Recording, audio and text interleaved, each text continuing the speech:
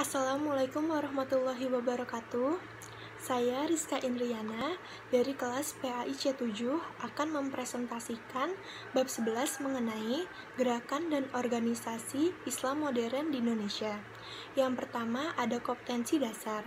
Setelah mengikuti perkuliahan ini, mahasiswa diharapkan dapat yang pertama, memahami macam-macam bentuk gerakan dan organisasi Islam yang menonjol di Indonesia. Yang kedua, memahami latar belakang berdirinya serta karakteristik ajaran masing-masing serta beberapa kritik yang dialamatkan pada masing-masing organisasi tersebut. Selanjutnya, ada peta konsep bab 11. Di bab 11 ini kita akan membahas 4 organisasi. Yang pertama, Muhammadiyah, yang kedua, Nahdlatul Ulama, yang ketiga, Salafi, dan yang terakhir, Hizbut Tahrir. Di slide selanjutnya itu memasuki Muhammadiyah. Muhammadiyah sendiri didirikan oleh Ki Haji Ahmad Dahlan pada tanggal 18 November 1912 Masehi. Pengertian dari Muhammadiyah sendiri adalah sebuah organisasi Islam yang besar di Indonesia. Nama organisasi ini diambil dari nama Nabi Muhammad, sehingga Muhammadiyah juga dapat dikenal sebagai orang-orang yang menjadi pengikut Nabi Muhammad. Yang pertama ada ajaran dan pemikiran. Yang di dalam ajaran dan pemikiran ini ada dua. Yang pertama, mengamalkan ibadah yang secara eksplisit disebut dalam Al-Quran, hadis sahih, dan hasil ijtihad dari ulama tokoh pembaru, yaitu Ahmad bin Hanbal dan Ibnu Taimiyah. Yang kedua, segala hal baru mengenai ibadah yang tidak pernah dilakukan Rasulullah. Nah, yang selanjutnya ada basis massa. Di dalam basis massa ini, lebih dari 25 juta muslim Indonesia adalah pengikut Muhammadiyah dan basis sosialnya adalah sekolah modern, para pedagang, penduduk kota, para petani, dan mencakup wilayah Jawa maupun luar Jawa. Selanjutnya ada pendekatan dakwah. Di pendekatan dakwah ini cenderung menggunakan pendekatan salaf, dan dakwah menyeluruh dilengkapi dengan 3 prinsip. Yang pertama, tabsyir, yang kedua, islah, dan yang terakhir, tajdid. Ke slide selanjutnya yaitu ada Nahdlatul Ulama atau NU. Nah, Nahdlatul Ulama sendiri itu didirikan oleh Ki Haji Hashim Asy'ari pada tanggal 31 Januari 1926 Masehi. Nah, pengertian dari NU sendiri adalah sebuah organisasi Islam besar di Indonesia. Organisasi ini bergerak di bidang pendidikan, sosial, dan ekonomi.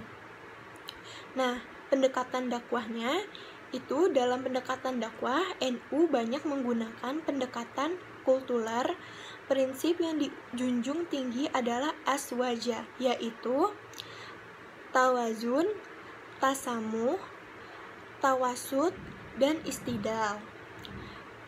Di NU ini ada ajaran dan pemikiran, ada 2. Yang pertama, di samping mengamalkan ajaran secara eksplisit dalam Al-Quran dan hadis, NU juga mengamalkan ibadah yang tidak disebut secara eksplisit.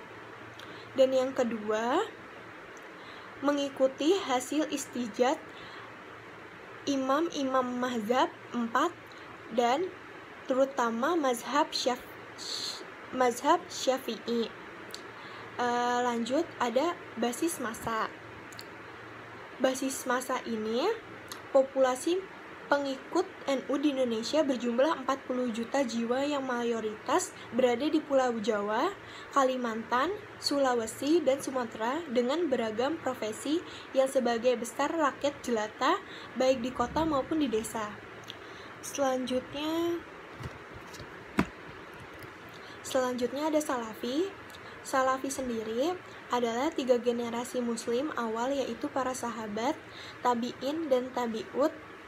Kemudian istilah salaf ini dijadikan sebagai salah manha manhaj atau metode dalam agama Islam yang mengajarkan syariat Islam secara murni tanpa adanya tambahan dan pengurangan, yaitu salafiyah.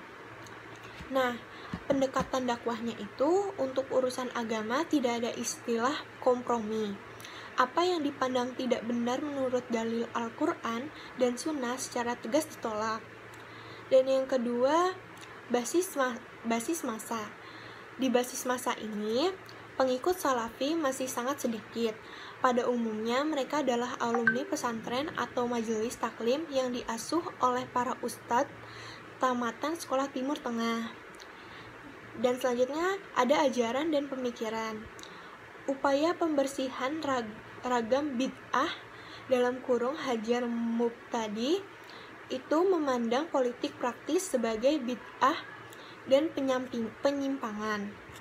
Oh iya, Salafi ini didirikan oleh Muhammad bin Abdul Wahab dan dibawa masuk ke kawasan Nusantara oleh beberapa ulama asal Sumatera Barat pada awal ke-19. Lanjut ke slide selanjutnya, yaitu ada Hizbut Tahrir atau HT.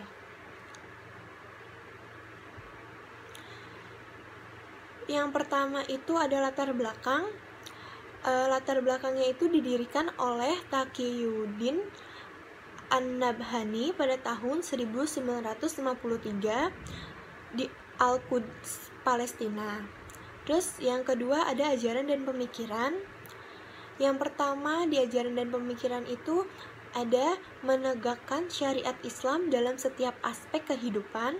Yang kedua mengupayakan berdirinya negara Islam global atau khilafah yang dipimpin oleh seorang khalifah.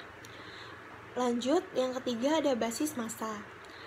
Di basis massa ini mayoritas pengikut HT di Indonesia adalah kaum muda dari kalangan mahasiswa di kampus-kampus perguruan tinggi umum. Dan yang terakhir atau yang keempat itu ada pendekatan dakwah.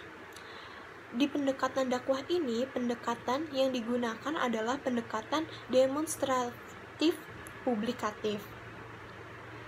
Selanjutnya, yang terakhir adanya kesimpulan.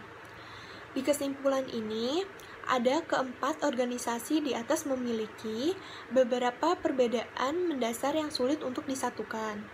Kebanyakan terkait dengan persoalan furu'iyah atau cabang dan fikih, sementara persoalan usul atau pokok dan akidah itu hampir semuanya sama. Sekian presentasi saya mengenai bab 11. Kurang lebihnya mohon maaf. Wassalamualaikum warahmatullahi wabarakatuh.